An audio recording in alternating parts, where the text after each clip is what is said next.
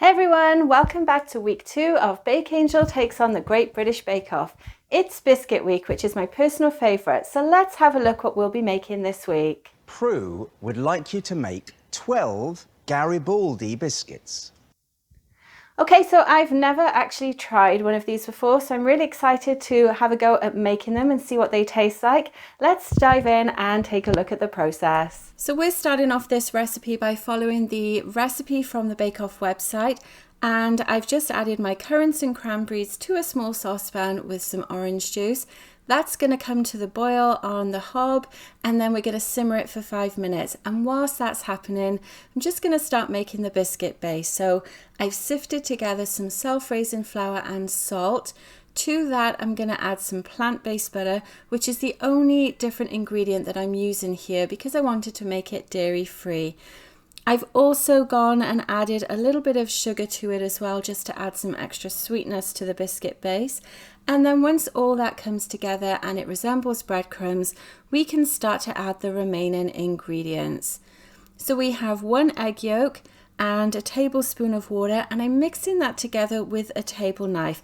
Now this is what they recommended in the recipe, and I found it did actually bring that dough together really easily. It was nice to not have to use a mixer for this recipe for a change. And once it comes together like you see here, you have a workable dough that you can just knead together on your surface. Then you're going to flatten it into a disc and chill it in the fridge for about 20 minutes. And I'm just adding some plastic wrap to it here. Now, whilst that is chilling, just again, keep an eye on that fruit. We are going to go back to it once this is in the fridge. And you can see here, it's simmering away nicely. It smells really good too. A very fall kind of recipe to make, so it was perfect for this time of year. Once you take that off the heat after it's simmered for 5 minutes, we're then going to have to strain it and transfer it onto some paper towels just so we can get all of the liquid out of it. Now you want to make sure that you do this really well, because otherwise you're going to end up with really soggy biscuits and it's just going to be a complete mess. So I think when you're doing this, just take your time. Obviously our dough is chilling in the fridge while this is happening, so it's a great thing to do while that dough is chilling for us. And you can see I'm just using a spoon to squeeze all of that juice out. I guess you could drink it if you wanted to, although I'm not quite sure how nice that would taste. It would probably be really good in a fruitcake or something though, so you could keep it if you wanted to. That's the last of the fruit drained. And then, as I said, I'm just going to pop it onto some paper towels on a tray. We want this to cool down as well before we start constructing our biscuits. Again, otherwise it's going to make them really soggy. And as it cools, more of that liquid will come out as well. So make sure you've got a couple of layers of paper towel on your tray. Okay, so now we're going to construct our Garibaldi biscuits. The first thing you want to do is take that dough out of the fridge and then lightly dust your surface and your hands with flour. Now this is kind of where I struggled with the recipe, and I think if you were under the pressure of making this on a time challenge in the tent as well, it's probably where some bakers could easily go wrong. So to start with, remember that we're going to have to make 12 identical sized biscuits, and this dough doesn't seem like a lot really, but it tells you to cut it in half, so that's exactly what I'm going to do. Now I'm just going to soften it up a little bit in my hands. It does feel really sticky at this stage, so already my radar is up that we may run into some issues here. I have a small measuring tape as well because we are going to have to roll it out to an exact size that it states in the recipe. So now it's just a case of taking your rolling pin and covering that with a little bit of your flour as well, and then starting to roll it out.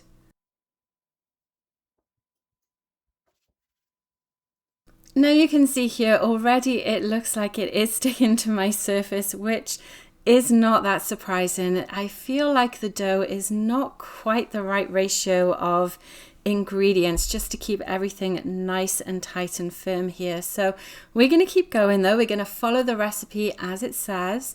So I've just added a little bit more flour, cleaning off my rolling pin, and we're going to start to roll it out again. Now the optimum size that we need is 20 by 15 centimeters for this. But as you can see, I really am having trouble kind of getting any sort of size out of this amount of dough.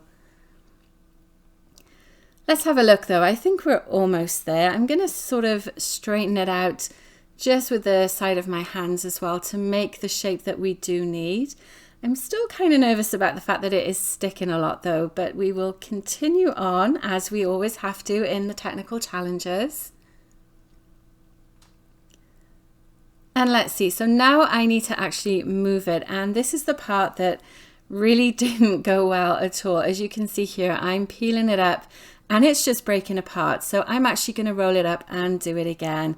Now you can see second time around, I did get the shape and size that I needed. That's on the left hand side of my board. Now I have to do the same thing again with the second half of the dough. This time around it does feel a bit easier because I did actually need a little bit of extra flour into it, and I think if I was going to make this recipe again, I would do that. I would probably add a little bit more flour to the dough for the biscuit base. Okay, that size looks good, so I am just going to loosen everything off a little bit so it's ready to layer up. Okay, now I'm just going to go ahead and actually use the egg white that we retained when we split our egg earlier. I'm going to brush the bottom layer of the biscuits with egg white. Now this is actually going to help with the dried fruit, so it's going to help it stick to it so it doesn't all roll off. And as you can see here, that piece of dough that I rolled out is not that big. And we have a lot of fruit to add to it. So again, I was really concerned when I was making this that it didn't seem like the right kind of ratio of biscuits to fruit. And if anything, I probably would have used a third less. But again, I'm following the recipe. I'm doing it exactly as it says on the Bake Off recipe. And we are going to use every single bit of fruit that we made. Now my next challenge is to actually put the other piece of dough on top of the one on the right. So very carefully you want to peel that off your surface, pop some extra flour on it if you need to make it a little bit easier as well. As I mentioned earlier, it does break up kind of easily, so I think this is going to be a bit more of a rustic look to the biscuits than perhaps the ones that Prue made for the Bake Off. And then that's our basic Garibaldi done. Now it's just a case of rolling it again to flatten everything out. They suggested a 25 by 20 centimeter rectangle, and then we have to cut them to even sizes as well.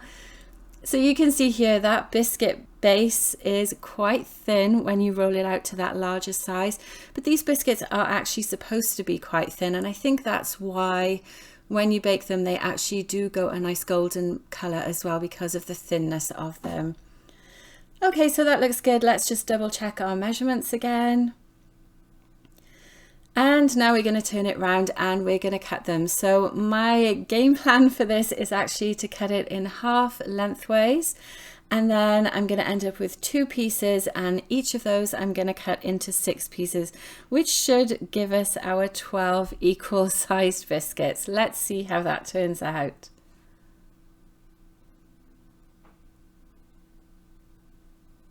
And if you've ever watched my Welsh cake video, this may remind you of that. And I actually thought about that recipe quite a lot when I was making this, that any time you're cutting something that has dried fruit in it, you're not that likely to get clean lines with it. So that in itself was a bit of a challenge for these biscuits. As I said, they're going to be pretty rustic, but we're going to keep going and see what they turn out like once we actually cut them. You'll notice as well, I just showed there, that was the offcuts of dough that we had left once we'd actually cut everything into the right size rectangle that we needed. So I probably will end up making a few extras out of those offcuts just to see what they're like if they're a little bit thicker as well.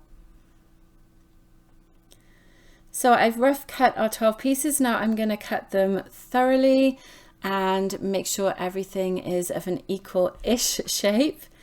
And then our next challenge is actually going to be to transfer them over to our baking sheet. And I should have mentioned as well, my oven was preheated when I started to put the biscuits together to 350 degrees Fahrenheit, which is about 160 degrees if you use a fan assisted oven in Celsius. Picking these biscuits up and transferring them onto the tray was obviously a bit of a challenge as well. You could see they didn't really retain their shape. Some of them started to break up as well, and some of the fruit did actually start to fall out. So I'm not sure about this recipe, guys, if I'm honest with you. It doesn't seem like it is quite right. But let's continue to get as many on this tray as we can, and I think we'll have to set up a second tray as well, just for those 2 extra ones we have on the side here, and also the offcut pieces of dough that we have left over. So following the recipe now, we're just adding some holes into each of those biscuits with a fork, and I think that's going to actually just help with the little crispiness of them. And then finally we're going to brush them with the rest of the egg white, again just to give them a little bit of help with colour and also crispiness. So I'm just going to continue getting the rest of our dough used up and onto this tray, and then we can go on to baking them in our oven for about 12 to 15 minutes. And once they come out, this is what they look like. So you can see they did actually retain their shape quite nicely, although they are very rustic. You can see they cracked in some places. They're a nice golden colour underneath as well, but they're not as perfect as I would have liked. Okay, so our biscuits are done, and as I said throughout the video, I think there's probably a couple of things that I would change if I was actually making the recipe myself. So I'll talk about those in my blog post, which you can find a link to in the description below. But let's go ahead and taste one of these. So first of all, you can see there's a really nice colour to them. Little bit of a snap as well, and they feel nice and firm. So let's try it.